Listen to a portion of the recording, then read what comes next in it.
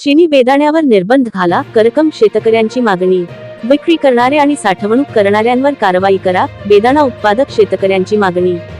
चीनमधील निकृष्ट दर्जाचा बेदाणा राज्यात विक्री होत असे धास्तावले आहे, त्यामुळे चिनी आड रद्द स्टोरेजवर कायदेशीर कारवाई करावी।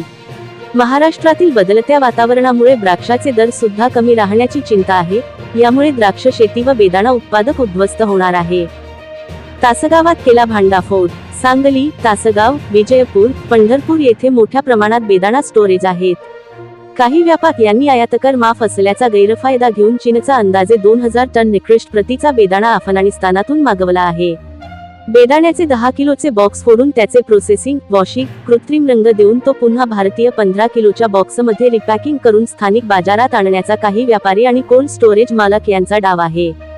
यांचा भांडाफोड डिसेंबर 27 रोजी संघाच्या पदाधिकारी यांनी कोल्ड स्टोरेजमध्ये प्रत्यक्ष जाऊन अफगाणिस्तानमधून आलेले बेदाणा बॉक्स उघड केले। त्यांनी तासगाव बाजार समितीच्या संचालकांना बोलवून ही माहिती सांगितली। पंढरपूरचे नाव बदनाम होण्याची भीती।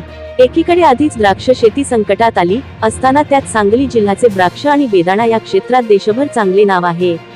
मात्र व्यापारी याकडून नफाखोरीसाठी अशा प्रकारे निकृष्ट दर्जाचा बेदाणा पंढरपूरचा म्हणून जर विक्री करण्यात आला तर देशभर पंढरपूरचा बेदाणा खराब असल्याची बदनामी होण्याचा भीती आहे।